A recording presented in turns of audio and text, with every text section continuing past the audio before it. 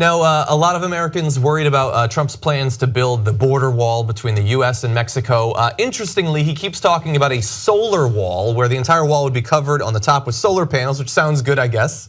And he says we have many people working on these plans, many people want to put solar panels on it.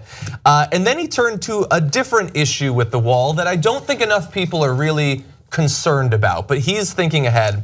He said this, one of the things with the wall is you need transparency. He doesn't mean in the process of building it, he literally means it needs to be transparent.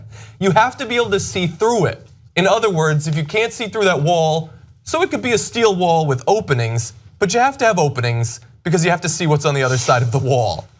Now that may sound crazy, but give him a chance. I'll give you an example. As horrible as it sounds, when they throw the large sacks of drugs over, and if you have people on the other side of the wall, you don't see them, they hit you on the head with 60 pounds of stuff. It's over. As crazy as that sounds, you need transparency through that wall.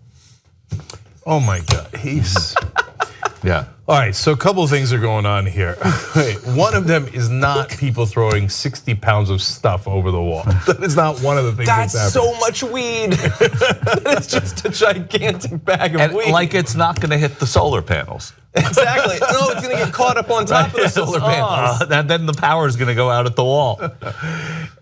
And yeah, I know Steve King once talked about the Mexicans with cantaloupe calves dragging the. What is with the conservatives and dragging like? Oh, I think they put it in cars, in trucks. But anyway, so but John, I think you're wrong when you said solar panels on the top of the wall. I think he thinks that you could put solar panels on both sides and see through it. That's the sense I got. No. That's crazy. You think what? That he thinks that you could put solar panels on both sides and see through the wall, because he thinks it's like glass. Well, I do think he sees a transparent window through there. I mean, yeah, because he's talking about how it's going to be transparent. The solar is not on the top of the wall. Right. He thinks it's on both sides of the wall. So he's always talking about great views, right? Yeah, that's true.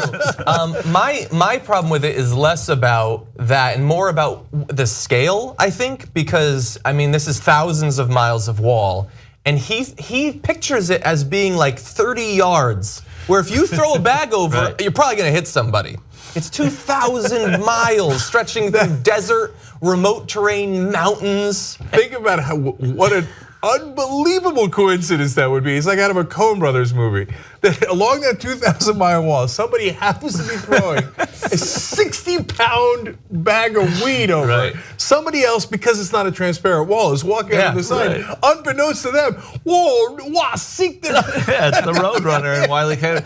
And you know, what happened to the big beautiful doors? Remember that? Yeah. You know, that was such a centerpiece. But honestly, this all just says he had no idea and continues to have no idea about this wall. It hasn't been thought out in the least, in the slightest. Well, he's going to get into an area where he seems to be thinking a little bit more about it. Okay. And there's a sort of a scaling back of the wall, but he says this. Plus, we have some wall that's already up that we're already fixing. We're taking wall that was good, but it's in very bad shape, and we're making it new. So we're actually, in the true sense, you know, there's no reason to take it down or shit. So in a true sense, we've already started the wall. No, on the record. So he thought it was on the record. What he means there, if we could translate that, is that theoretically on some significant portions of the border, there are already fences and sort of sets of security and stuff like that. So he's talking about that being the wall, I guess. Which is both an indictment of the previous programs that spent all the money setting those up in the first place, but also shows that he is theoretically going to be scaling back some of what that wall is. It will not just be transparent aluminum with solar panels on top. Okay, so again, they're on the side.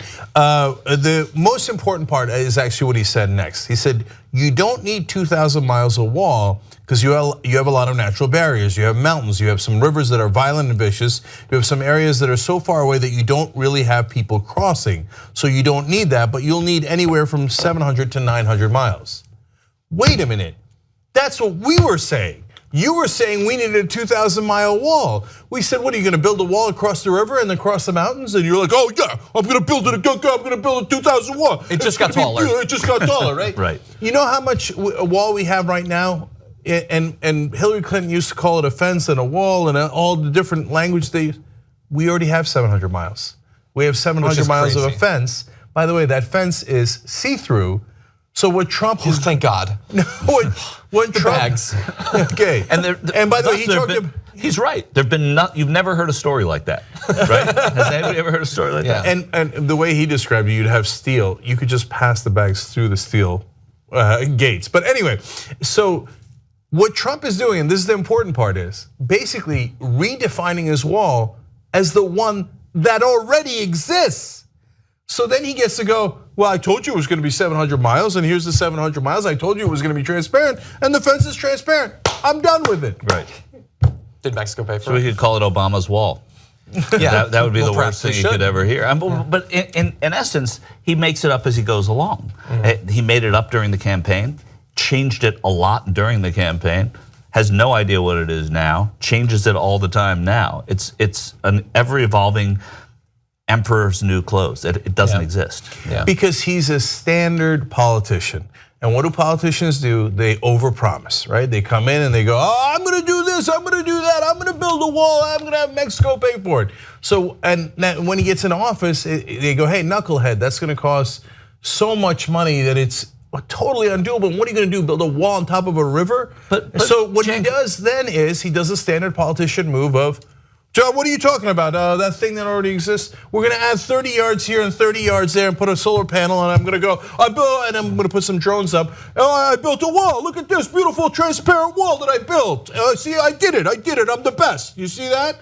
And declare victory. The spirit of what you're saying is absolutely right. But what's unusual about him, which makes him atypical, is he's promising something that he has now proven already exists.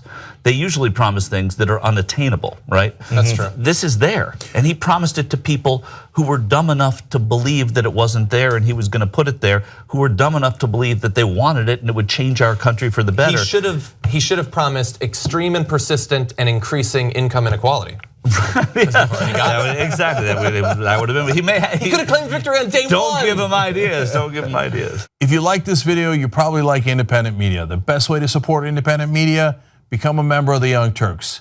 TYTnetwork.com/join.